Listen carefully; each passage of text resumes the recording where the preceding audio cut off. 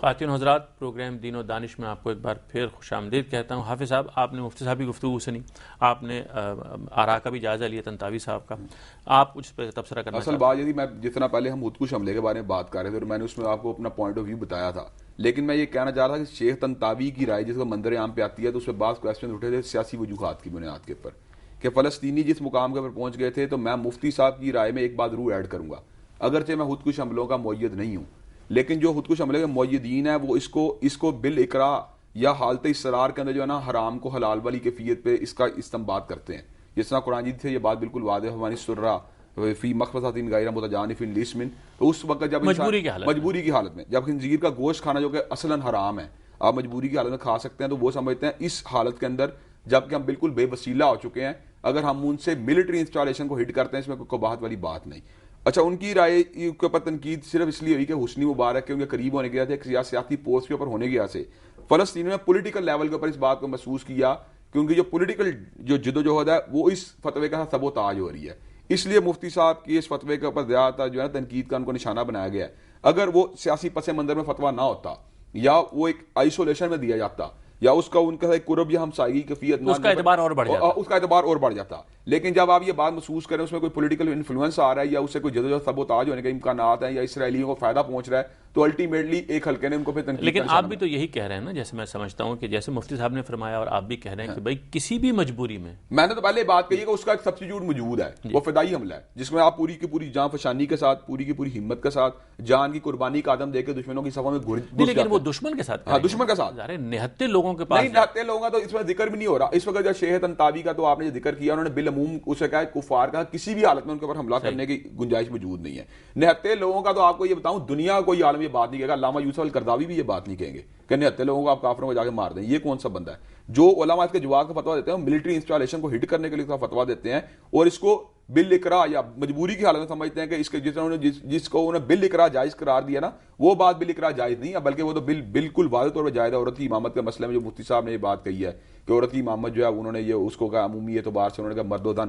میرے علم میں یہ بات نہیں، شیخ تنتاوی نے اس کو عورتوں کے لیے اس کو تخصیص کی ہے. اگر شیخ تنتاوی نے اس کی تخصیص عورتوں کے لیے کی ہے تو یہ بات ان کا فتویٰ بالکل درست ہے. اگر انہوں نے مخلوط اجتماع میں کیا تو پھر اس سے اختلاف کیا جائے گا، کیونکہ اس کی کوئی نظیر نہ ہمارے اسلاف میں ملتی ہے نہ قرون اولیٰ میں ملتی ہے. مخلوط میں نہیں کیا، ہاں، اگر مخلوط میں نہیں کیا، عورتوں کے اجتماع میں کیا تو یہ بات بالکل واضح ہے کہ عورتوں کے ساتھ میں بالکل مناسب بات ہے، اس میں کوئی بالاقراء جواز والی بات نہیں، بالکل صحیح جائز ہے یہ بات. لیکن ڈاکٹر صاحب آپ یہ دیکھیے، گفتگو مفتی صاحب نے بھی کی، آپ نے بھی کچھ مطالعہ کیا، ہم نے بھی دیکھا، ہم ایک چیز کی کمی محسوس کرتے ہیں، وہ یہ ہے کہ ہمارے عام لوگ بھی اور ہمارے علماء بھی عام طور سے نتیجہ فکر کو بڑی اہمیت دیتے ہیں، جبکہ دیکھنے کی بات یہ ہے کہ علم کی دنیا میں اصل چیز آپ کی آرگیومنٹ ہے، آپ کا سورسز سے رابطہ ہے دین کے معاملے میں. یعنی جب آپ کسی کو بتا سکیں کہ یہ بات میں نے کیوں کہی، وہ زیادہ ضروری اور اہم ہے اور قابل توجہ ہے نسبتاً اس بات کے کہ نتیجہ کیا ہے. میں چاہتا ہوں اس پر آپ خاص طور سے کچھ. جی، اصل میں وہ ایک نتیجہ جذباتی ایک کیفیت پیدا کر دیتا ہے نا، جیسے خاص طور پر یہ جو فلسطین کی بات ہے، میں سمجھتا ہوں کہ اس میں جو گھپلا ہوا ہے وہ یہ ہوا ہے کہ اگر کوئی شخص یا کوئی گروہ اضطرار کی حالت میں کوئی عمل کرتا ہے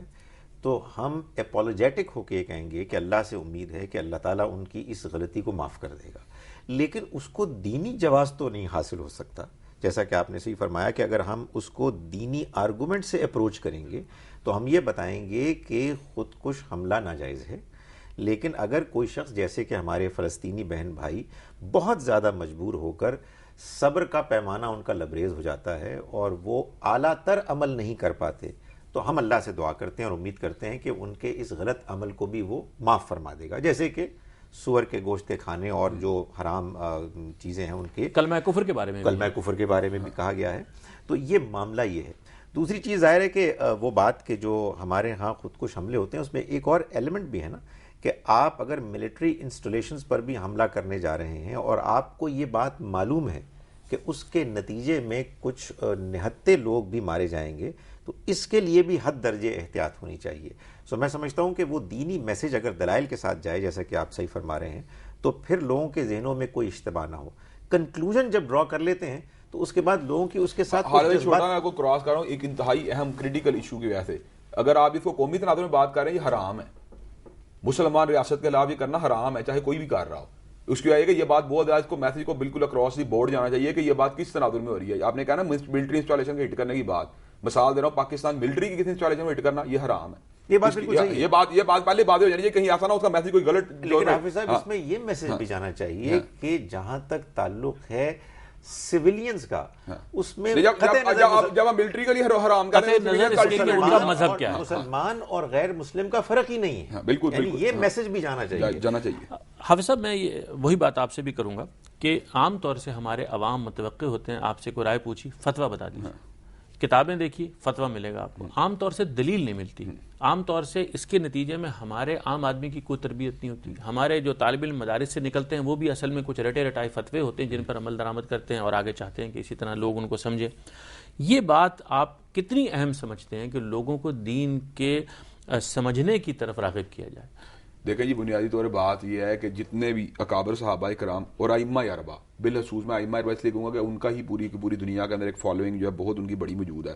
انہوں نے جو ایک ہمارے پاس علمی ورثہ چھوڑا ہے یا ان کے جو فتاوی جات ہیں, انہوں نے ہمیشہ اپنے شاگردوں کو, اپنے فالوورز کو ایک ہی بات کی تلقین کی ہے کہ آپ نے جس وقت ہمارے فتوے کو لینا ہے تو آپ نے اس کی دلیل تک اپروچ کرنے کی جستجو کرنی ہے. حضرت امام ابو حنیفہ رحمۃ اللہ علیہ کی یہ بات بالکل کلیئر کٹ ہمارے سامنے موجود ہے کہ حرام علی من لم یعرف دلیلنا یفتی بقولنا, کہ جس کو ہماری دلیل کا علم نہیں اس کو ہمارے قول کے اوپر اس کے اوپر فتویٰ دینا جو ہے نا حرام ہے. اس کا مطلب ہے قول ابو حنیفہ رحمۃ اللہ علیہ یا قول مالک یا قول شافعی یا قول ابن حنبل رحمۃ اللہ علیہ دلیل نہیں ہے, بلکہ دلیل کیا ہے, قرآن و سنت, جبکہ قول رسول جو دلیل ہے. لیکن افسوس کی بات یہ کہ آج وہ تو بہت بلند پایا ہستیاں, ہم تو ان کے مقابلے کے اوپر یعنی کہ ذرات بھی نہیں, آج ان سے بہت چھوٹی ہستیوں کی باتیں بھی دین میں اس طرح اتھارٹی کے طور پر حجت بن گئی ہیں کہ ان کی بات کو چیلنج کرنا بھی یوں لگتا ہے جس طرح آپ نے کوئی ہمالیہ یا کیٹو کا پہاڑ عبور کرنا ہے. تو یہ جو ایک ہمارے اندر ایک طرز عمل پیدا ہو گیا نا, فلاں شیخ صاحب نے یہ بات کی ہے یا فلاں علامہ صاحب نے یہ بات کی ہے, اب ہم اس کو چیلنج نہیں کر سکتے. میں سمجھتا ہوں دین کے اوپر بہت بڑی اجارہ داری ہے, تحقیق اور علم کے ساتھ بہت بڑی ناانصافی ہے.